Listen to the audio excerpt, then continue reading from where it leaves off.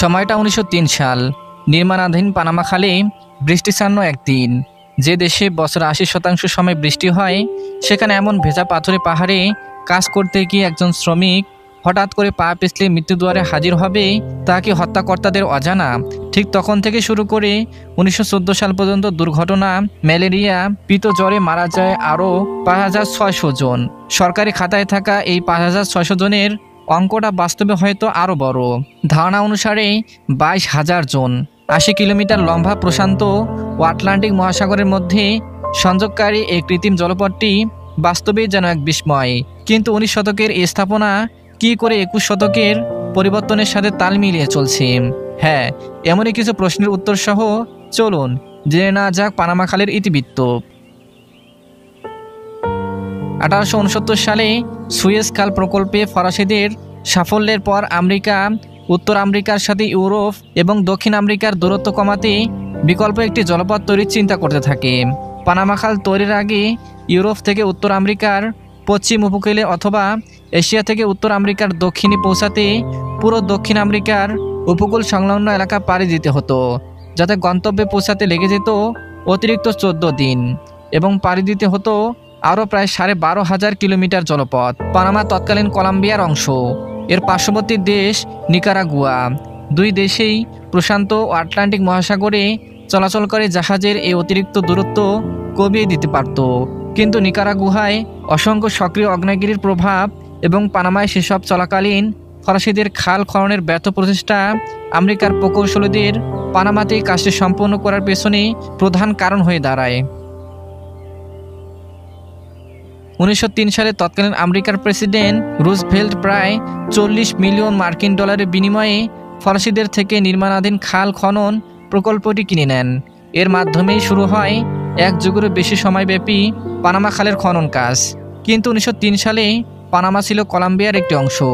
Panama খাল প্রকল্পের শুরুতে আমেরিকা কলম্বিয়ার সাথে হাই-হায়রান চুক্তি স্বাক্ষর করতে চান, যার মাধ্যমে পানামা খাল ও সংলগ্ন এলাকায় আমেরিকার অধিকার প্রতিষ্ঠিত হবে। কিন্তু সে সময় পানামাও কলম্বিয়া থেকে স্বাধীনতা অর্জনের চেষ্টায় ছিল।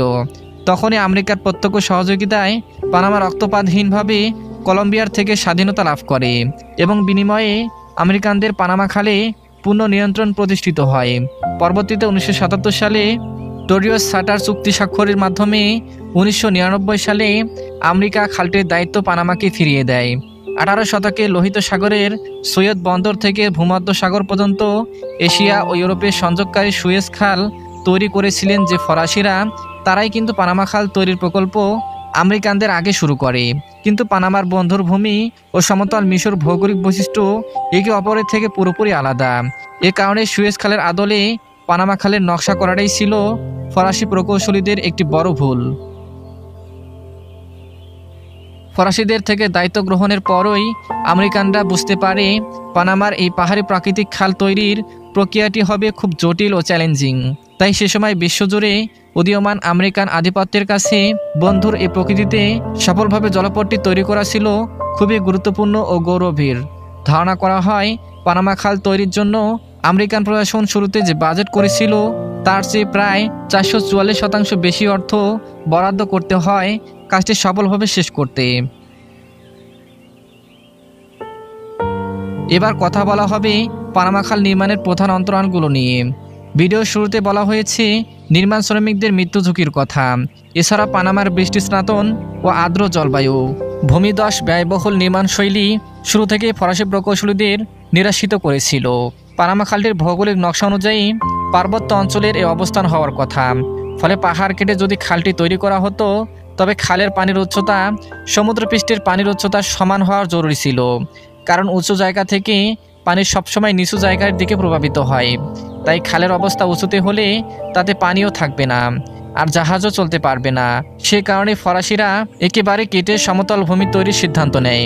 কিন্তু এ ধরনের নকশায় পারপার্শ্বিক ভূপ্রকৃতি ও বৃষ্টি প্রধান এলাকা হওয়ায় খালটি সমুদ্রের সাথে এক সমতলে যদি তৈরি হতো তবে পাহাড় থেকে আশেপাশের মাটি ধসে খালটি ভরাট হয়ে যেত। সেক্ষেত্রে পুনরায় খালটি আবার খনন করতে হতো।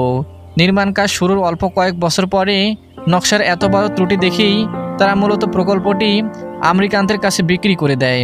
কিন্তু আমেরিকার পাহাড় কেটে সমতল ভূমির তৈরির পরিবর্তে জাহাজকে কিভাবে পাহাড়ে তোলা যায় তার ব্যবস্থা করে, যার জন্য নির্মাণ করতে হয় আরও একটি বড় প্রকল্প, গাতুন হ্রদ, যা এক সময় ছিল পৃথিবীর বৃহত্তম কৃত্রিম হ্রদ। অতএব আমেরিকার নকশা অনুযায়ী পানামা খালে জাহাজগুলো প্রবেশ করে প্রথমেই কতগুলো কৃত্রিমভাবে বদ্ধ জলাশয়ে, যেগুলোকে বলা হয় লক, এর মাধ্যমে জাহাজগুলোকে সমুদ্রপৃষ্ঠ থেকে ২৬ মিটার উঁচুতে গাতুন হ্রদ পর্যন্ত তোলা হবে এবং এই হ্রদে পাড়ি দিতে পুনরায় কিছু লক অতিক্রম করে জাহাজগুলো সাগরে নেমে যাবে। আটলান্টিক থেকে কোনো জাহাজ পানামা খালে দিয়ে প্রশান্ত মহাসাগরে প্রবেশ করতে চাইলে প্রথমে তাকে ৩টি লক পাড়ি দিতে হবে। এই লকগুলোর দুপাশে 2টি দরজা থাকে এবং মেঝেতে পাশের উঁচু লক থেকে নিচু লকটির দিকে নিয়ন্ত্রিতভাবে পানি প্রভাবিত করার ব্যবস্থা থাকে। একটি জাহাজ প্রথমে লকের সমুদ্রের দিকে এসে পৌঁছালে দ্বিতীয় লক থেকে পানি প্রথম লকে ভরা হয়, যাতে প্রথম লকের পানি এবং সমুদ্রের পানির উচ্চতা সমান হয়। তখন সমুদ্রের দিকের দরজাটি খুলে দিলে জাহাজ প্রথম লকে ঢুকে যায়।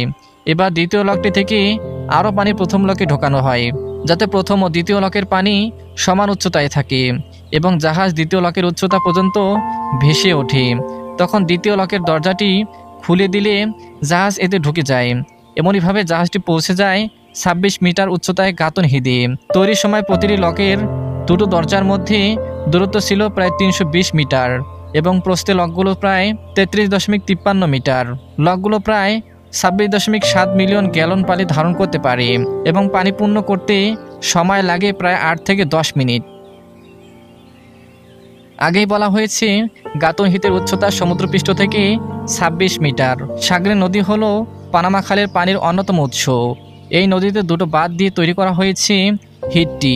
জাহাজগুলোকে এখানে প্রায় ৩৩ কিলোমিটার দূরত্ব অতিক্রম করতে হয় প্রশান্ত মহাসাগরের দিকে পেদ্রো মিগেল লকে পৌঁছাতে। এই হ্রদটি তৈরির সময় ৭.২ বিলিয়ন কিউবিক ফুট পাথর ও মাটি খুঁড়ে তোলা হয়, যা ছিল সুয়েসের প্রায় 3 গুণ। এগুলো পরে সমুদ্র তীরবর্তী এলাকায় ফেলা হয়। সেখানে বর্তমানে গড়ে উঠেছে সেনা ক্যাম্প।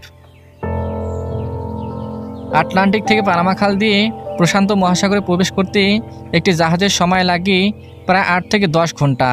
এত দীর্ঘ ও যান্ত্রিক একটি জলপথ পাড়ি দিতে জাহাজগুলোকে কিন্তু উচ্চহারে শুল্ক দিতে হয়। বলা হয়ে থাকে পানামা খালের এই শুল্ক হার পৃথিবীর অন্যান্য সব জলপথের শুল্কের তুলনায় সবচেয়ে বেশি। এ কারণে একে বলা হয় সবচেয়ে ব্যয়বহুল জলপথ। প্রায় ৮০ মিটার দীর্ঘ এই জলপথ দিয়ে বছরে প্রায় ১৪,০০০-এর বেশি জাহাজ চলাচল করে। ১৯১৪ সালে SS আনসন জাহাজের যাত্রার মধ্য দিয়ে কার্যক্রম শুরু করে পানামা খাল। কিন্তু ১৯ শতকের এই খালটিকে ২১ শতকের ব্যবহার উপযোগী ও প্রতিযোগিতায় টিকিয়ে রাখতে বেশ কিছু পরিবর্তন করতে হয়েছে। পানামা খালের এই লক সিস্টেম থাকার কারণে ব্লকগুলোর মাপের চেয়ে জাহাজ বড় হলে তা পানামা খাল দিয়ে প্রবেশ করতে পারবে না। অপরদিকে পানামার উচ্চ শুল্ক পরিশোধ সত্ত্বেও জাহাজগুলোর ধারণ ক্ষমতা তেমন বেশি না হলে জাহাজ মালিকদের লোকসান হবে। এ কারণে ২০১৬ সালে এই লকগুলো পরিবর্তন করে এগুলোকে আরও বড় করা হয়। এখন পানামা দিয়ে কোনো জাহাজ ঢুকতে চাইলে এগুলো সর্বোচ্চ ৩৬৬ মিটার লম্বা এবং ৫১ মিটার প্রস্থ হতে পারবে। এছাড়া পানামার আরও একটি প্রধান সমস্যা হলো এখানে জাহাজগুলোকে অতিরিক্ত পানি দিয়ে ভাসিয়ে উঁচুতে তোলা হয়। ফলে জাহাজগুলোর ওজন যদি অনেক বেশি হয়ে যায় তবে লকগুলোর ধারণ ক্ষমতা অনুযায়ী পানি দিলেও জাহাজগুলো কাঙ্ক্ষিত উচ্চতা পর্যন্ত ভেসে উঠবে না। এ কারণে ২০১৬ সালে লকগুলোর গভীরতা কিছুটা বাড়ানো হয়। আগে যেখানে চলাচলকারী জাহাজগুলোর ওজন ছিল ৫,০০০ TEU, বর্তমানে সর্বোচ্চ ওজন সেখানে করা হয়েছে ১৫,০০০ TEU। আর পানামা খালের এই আকৃতি বর্ধনের ফলে বর্তমানে জাহাজগুলো বড় আকারে তৈরি করা হচ্ছে, যেগুলোকে বলা হয় নিও পানামাক্স। তবে পানামা খাল বর্ধনকরণের রয়েছে বাটারফ্লাই ইফেক্ট, কারণ খালের ধারণ ক্ষমতা বেশি হওয়ায় বড় মাপের জাহাজ এখান দিয়ে চলাচল করবে। এ কারণেই বড় জাহাজগুলো যে দেশের বন্দরে গিয়ে ভিড়বে তাদের বন্দরের ধারণ ক্ষমতাও হতে হবে জাহাজগুলোর উপযোগী। এজন্য জলপথটি ব্যবহারকারী দেশগুলোকে তৈরি করতে হয়েছে গভীর সমুদ্র বন্দর এবং নদীপথগুলোকেও করতে হয়েছে আরও গভীর। এত কিছু সত্ত্বেও শতাব্দী প্রাচীন এই খালটির উচ্চ শুল্কতার এবং জাহাজের আকৃতির ও ওজনের বিধিনিষেধ নিকারাগুয়াকে রাজনৈতিকভাবে উৎসাহিত করে তুলেছে বিকল্প একটি জলপথ তৈরির কাজে। বেশ কয়েক বছর আগে চীনের কিছু বহুজাতিক প্রতিষ্ঠানকেও বিষয়টি নিয়ে ঘাটতে দেখা গেছে। কিন্তু বিকল্প জলপথের জন্য চাই প্রচুর অর্থ, কূটনৈতিক তৎপরতা এবং প্রকৌশলীদের সঠিক নির্মাণশৈল। তবে যতদিন এসব কিছুর একসাথে সমন্বয় না হচ্ছে ততদিন এ পানামা খাল হয়ে থাকবে এশিয়া ইউরোপের সাথে উত্তর আমেরিকা ও দক্ষিণ আমেরিকার সেতুবন্ধন।